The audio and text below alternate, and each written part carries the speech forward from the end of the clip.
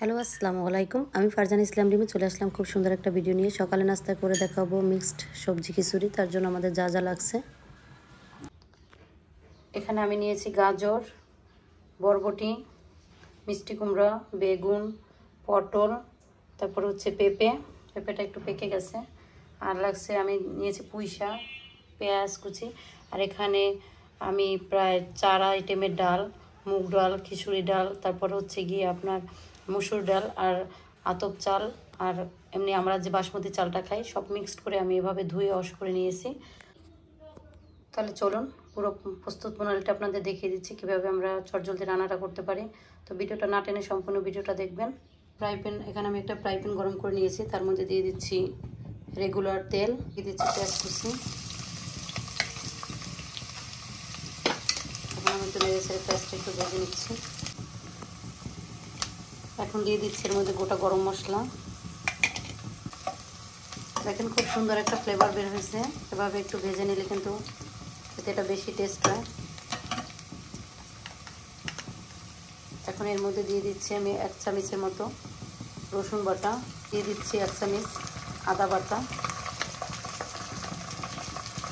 এখন আবার একটু নেড়ে ছেড়ে একটু ভেজে নিচ্ছি, মশলাটা একটু কষিয়ে নিচ্ছি যাতে আদা রসুনের এক্সট্রা গন্ধটা চলে যায়। এখন দিয়ে দিচ্ছি এর মধ্যে আমি হলুদের গুঁড়ো, মরিচের গুঁড়ো, দিয়ে দিচ্ছি জিরা গুঁড়ো,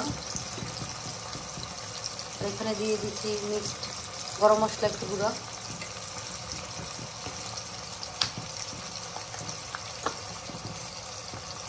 আর দিয়ে দিচ্ছি রাঁধুনি ধনিয়ার গুঁড়ো।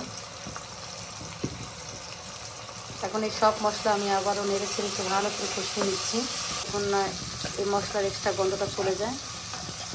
এখন একটু পানি দিয়ে দিলাম। মশলাটা যত কষানো হবে খিচুড়িটা কিন্তু খেতে তত বেশি টেস্ট হবে। সেটা খিচুড়ি হোক আর আমরা যাই রান্না করি না কেন, মশলাটা যত বেশি কষানো হবে খেতে কিন্তু তত বেশি টেস্ট হবে। মশলাটা আমার ভালোভাবেই কষানো হয়ে গেছে। এখন এর মধ্যে আমি অ্যাড করে দিচ্ছি এই যে ডাল আর চাল।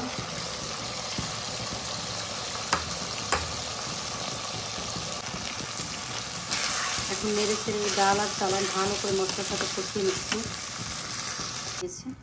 এখন এর মধ্যে আমি অ্যাড করে দিচ্ছি গরম পানি। গরম পানিটা দিলে তাড়াতাড়ি এটা সেদ্ধ হয়ে যাবে। এখন এই পর্যায়ে আমি সবজিগুলো দিয়ে দেব।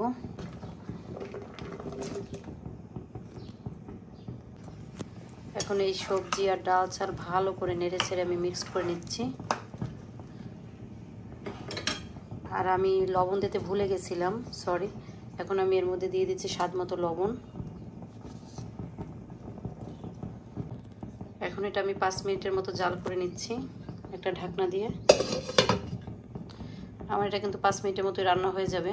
এটা রান্না করতে বেশি সময় লাগবে না। এখন আমি ঢাকনাটা খুলে একটু চেক করে নিচ্ছি।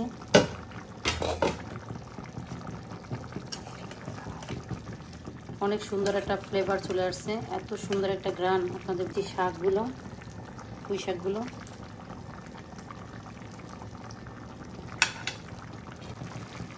এখন আমি ঢাকনা দিয়ে আরও কিছুক্ষণ জাল করে নিচ্ছি যতক্ষণ ডাল চালটা না পুরোপুরি সেদ্ধ হচ্ছে। আমি এখন ঢাকনাটা খুলে একটু দেখি কী অবস্থা। তো এখন একটু পানি আছে, তো এটা আমি আস্তে লো আছে এটা জাল করে পানিটা শুকনো করে নেব। আর একটু সময় 2 মিনিট কুক হলে এটা হয়ে যাবে, নামিয়ে ফেলবো। এখন ঢাকনাটা খুলে আমি একটু চেক করে নিচ্ছি আবারও। এখন আমি মরিচগুলো দিয়ে দিচ্ছি। আমি কিন্তু তখন আমি আগেই গুঁড়া মরিচ দিয়েছিলাম, এই জন্য কাঁচা মরিচটা আমি পরে দিলাম।